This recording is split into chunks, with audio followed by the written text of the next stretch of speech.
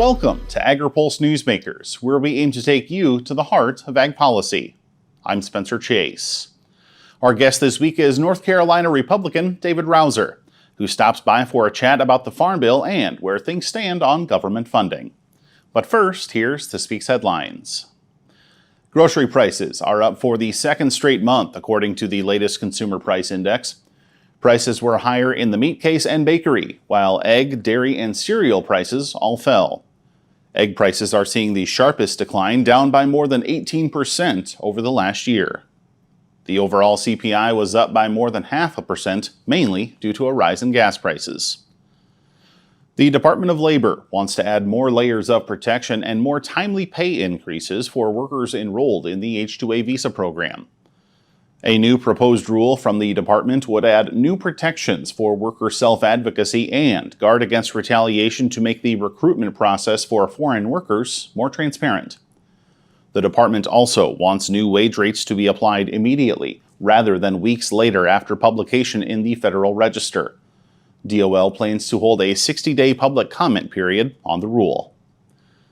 And finally, Capitol Hill's August recess is over, and all eyes are on lawmakers working to avoid a government shutdown.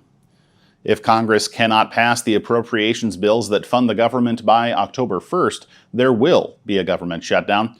The House was slowed in its efforts to move a defense spending bill when Republican leaders pushed back a procedural vote on the measure. The ag appropriations bill still hangs in limbo in that chamber after being kept off the agenda in July. David Rouzer is a senior Republican on the Ag and Transportation and Infrastructure committees in the House. He says GOP leaders are working through several barriers to moving appropriations bills. This, I know, you have leverage if you're unified. You have no leverage, particularly in terms of negotiating with the Senate and the White House if you're not unified. And obviously, in the House, we have a conference on the Republican side that has a lot of different viewpoints as it relates to what spending should look like moving forward. And my hope is that we can come to some agreement on a CR and perhaps even get an appropriations bill off the floor between now and September 30th. But obviously, we have that September 30th deadline. We're going to have a CR of some sort. And the question is, do we do a clean one? Do we do one that attaches some key conservative priorities, such as border security and some immigration reform, which is starting to play really heavy in key Democrat districts and states across the board?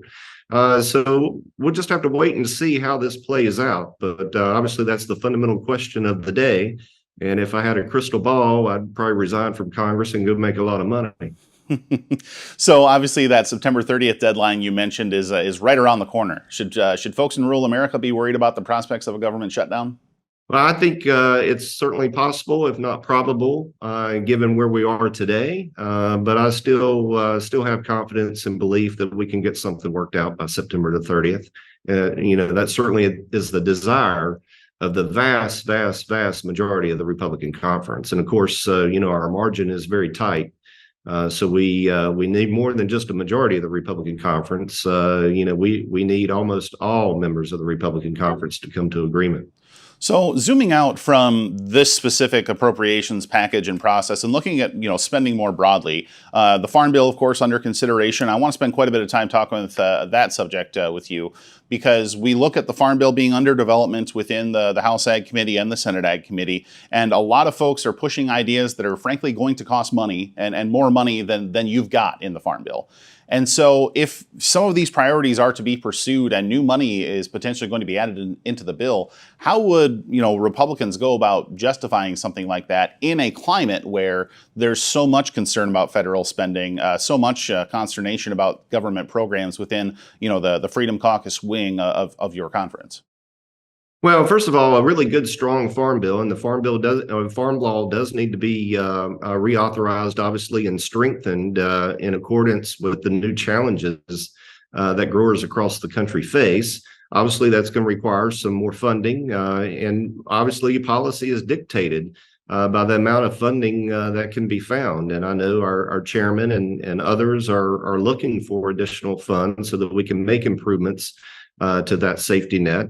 And one of the things I share with my colleagues in the House and to a degree in the Senate as well when I talk to them is there's nothing more America first than a good, strong farm bill that protects America's producers, who, by the way, face a number of challenges that you don't face in other industries and direct threats that other industries don't necessarily face.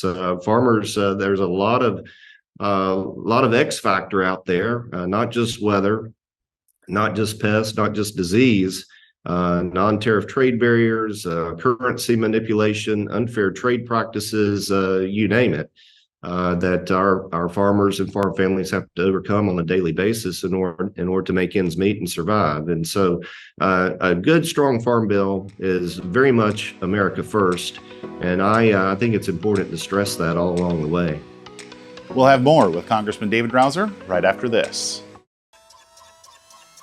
Regenerative poultry production is a process by which nature can actually recapture and restore the energy that is being taken out of a space. Farm Credit helped Rahi build his dream of regenerative poultry farming and encouraging fellow immigrants to find community in agriculture. Nothing beats a farm. I'm just pursuing happiness. Learn more at farmcredit.com/beginning.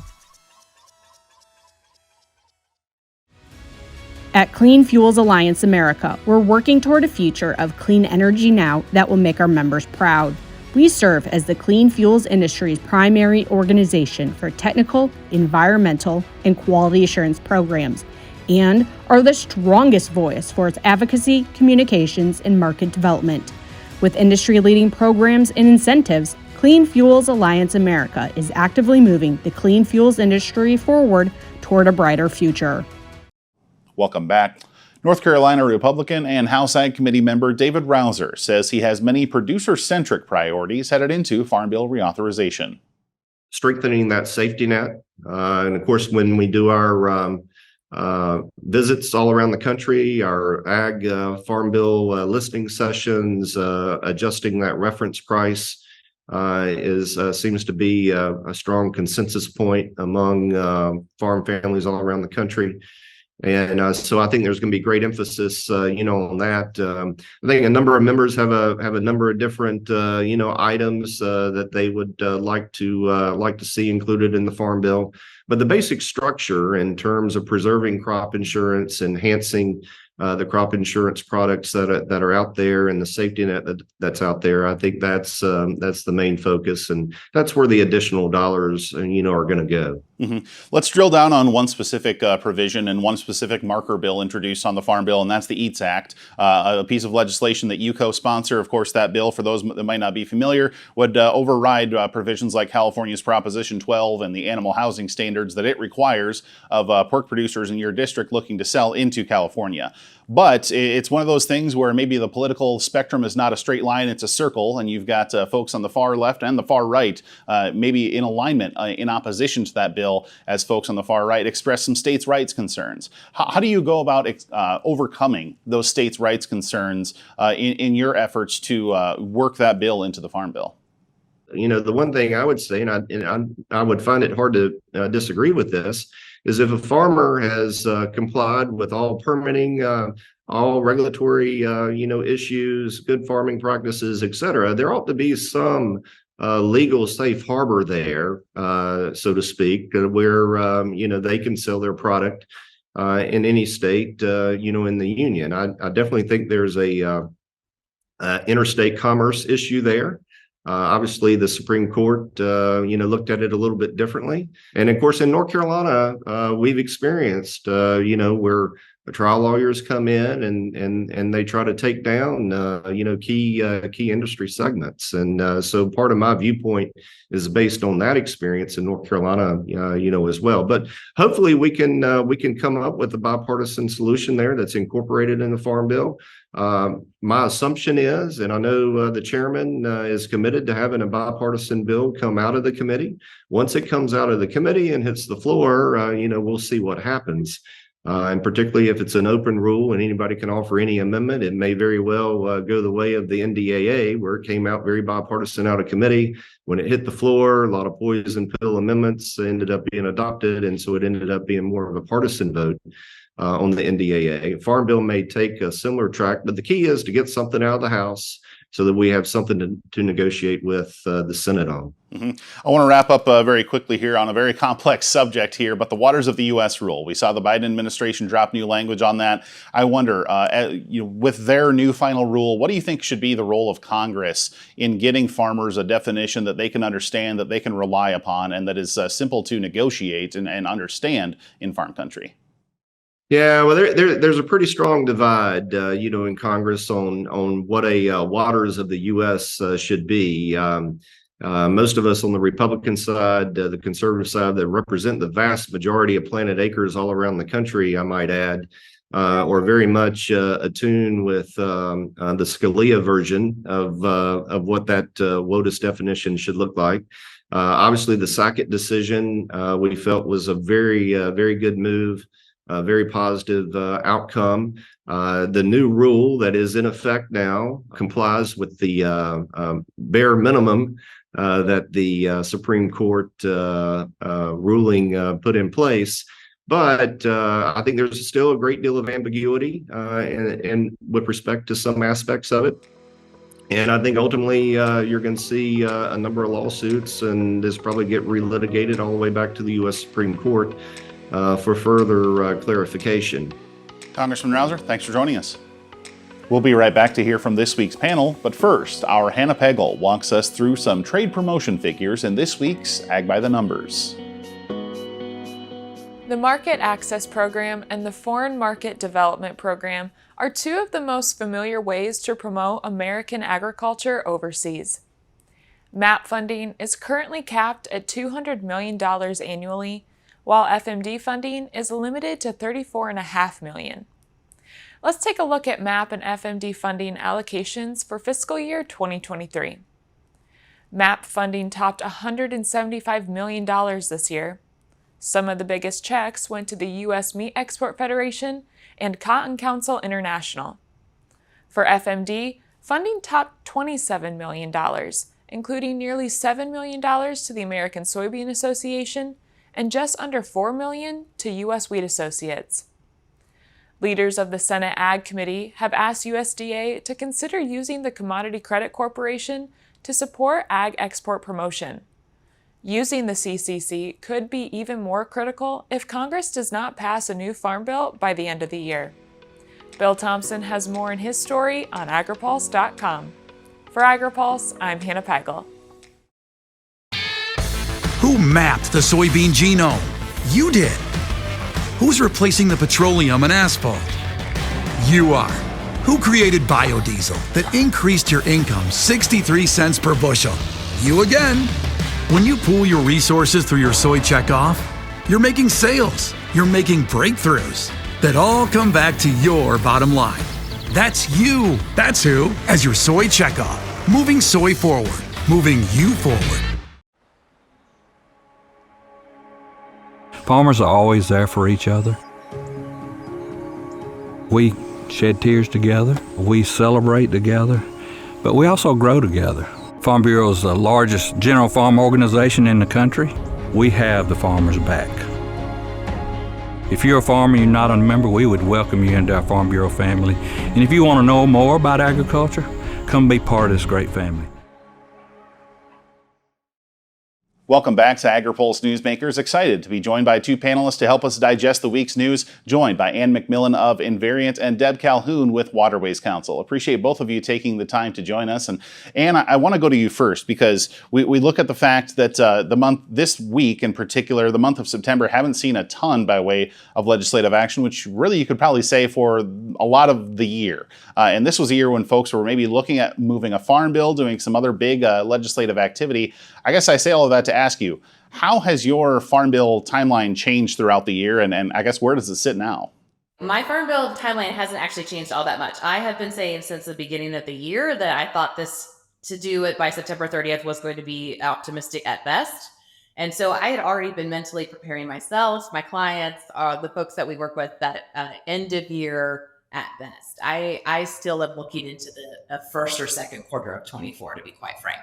So I guess looking at one of this week's developments, we did see Republicans in the House opt to move forward with an impeachment inquiry into the president. And we're not going to go too deep into the weeds on that. This isn't really the forum for it. But I do wonder, when you look at the broader legislative contours of Capitol Hill, the fact that an effort like this is ongoing, what role do you think that plays in the decision-making process for some of the more moderate Democrats who might be inclined to support provisions like a farm bill, like an ag appropriations package? What do you think this does to their decision-making process on whether or not to vote in favor? The last thing that Congress needs right now to increase its functionality is an impeachment debate, I think. I think that doesn't usually help move things along or instill a sense of bipartisanship. So I'm a little concerned that it could derail kind of the fragile bipartisanship that is actually happening within the Ag Committee on the House and in the Senate. But, you know, those decisions to proceed with impeachment are well above my pay grade. And I appreciate that that's not going to be the focus of our conversation here. But yeah, it's not a really good sign, to be quite honest. And I think it's going to kind of gum up the works even further. Mm-hmm. Well, and let's shift gears and look at the appropriations process and some sort of a lack thereof on progress on that front here, Deb. This week we did see, a vote on the procedural vote, mind you, on a defense authorization appropriations package delayed in the House of Representatives. The possibility of a government shutdown looms every day that we get closer to September 30th. I guess when we look at the nation's lock and dam system, what would a government shutdown mean for that system and the folks that utilize it?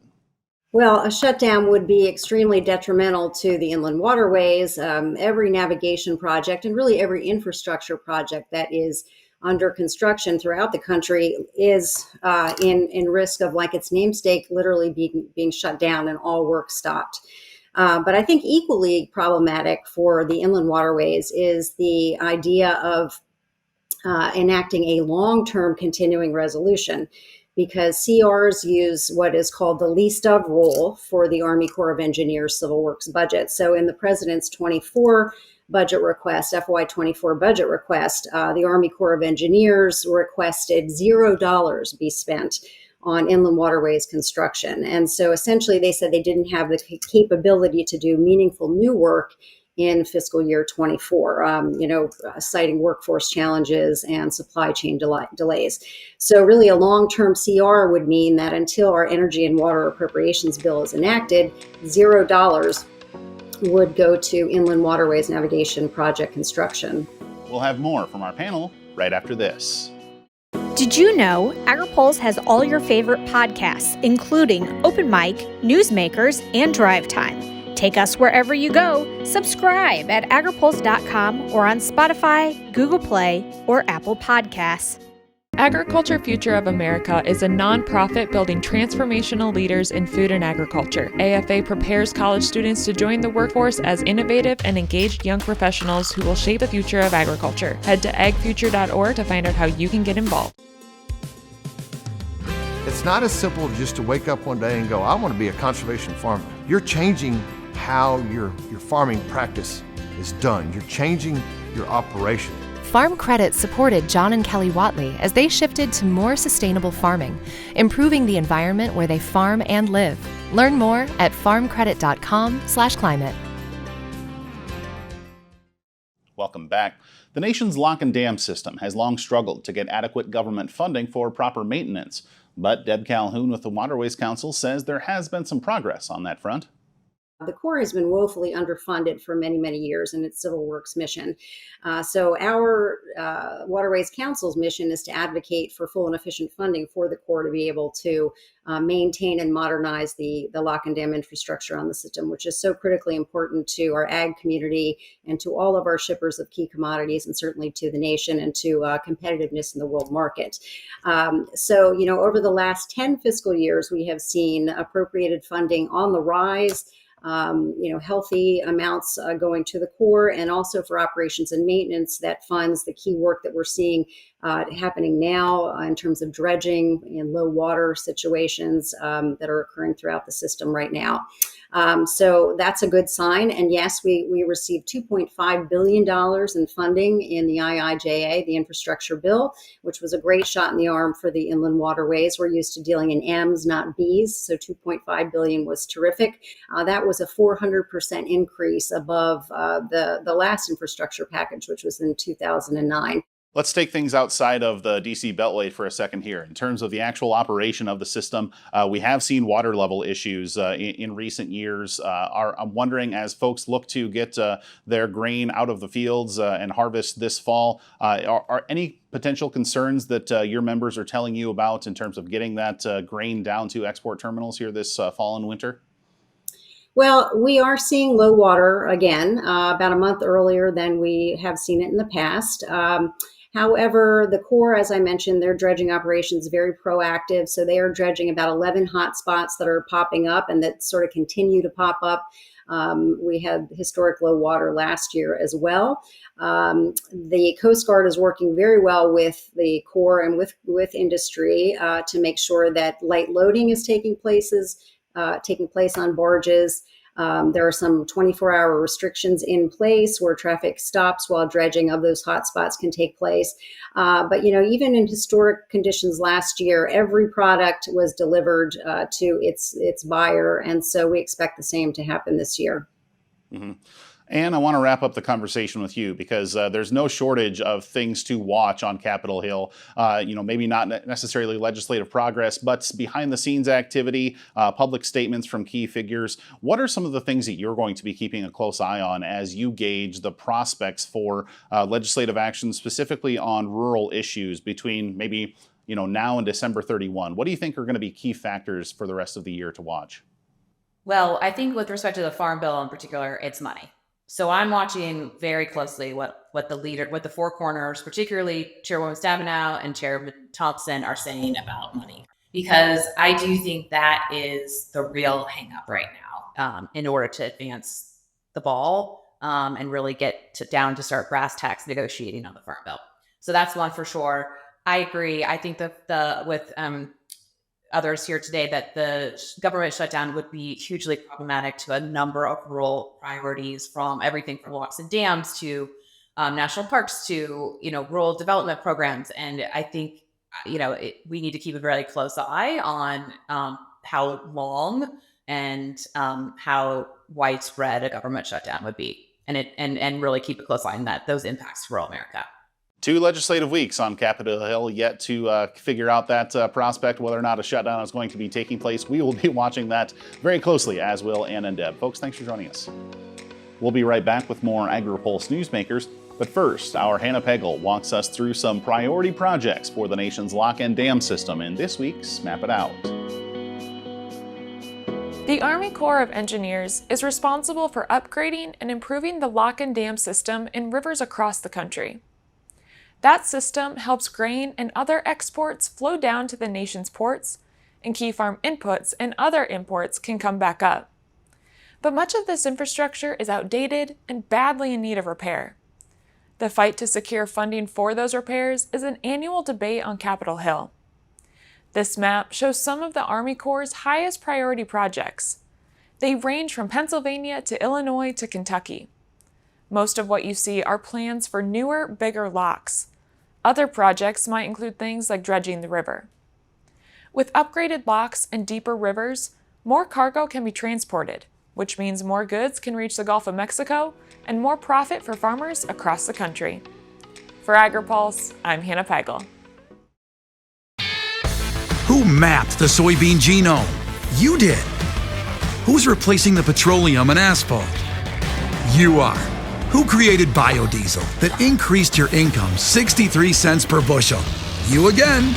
When you pool your resources through your soy checkoff, you're making sales, you're making breakthroughs that all come back to your bottom line. That's you. That's who, as your soy checkoff. Moving soy forward, moving you forward. Looking closer, seeing further. That's how we do it. At Curious Plot, we're driven to find what's next for agriculture, animal care, and food. We stay curious because that's what it takes to grow understanding. That's how we plot strategies and tell stories that get results time after time. Marketing, communications, and consulting that look closer and see further. Curious Plot. We can't wait to help you tell your story. Thanks again for tuning in for another episode of Agri-Pulse Newsmakers. Before we let you go, here's what's on the horizon for the upcoming week. Congress will have 2 legislative weeks to find a government funding fix. A Senate Environment and Public Works Subcommittee will hold hearings Wednesday on drinking water infrastructure and tribal communities. And finally, USDA will roll out monthly reports on livestock slaughter and cattle on feed. We'll keep you up to date with our coverage on agripulse.com. For Agri-Pulse Newsmakers, I'm Spencer Chase. Have a good one. Newsmakers is a production of Agri-Pulse Communications. For more ag policy news, visit agripulse.com. You can also find our new content on YouTube and wherever you get your podcasts. Don't forget to follow Agri-Pulse and our correspondents on social media to get breaking news and more.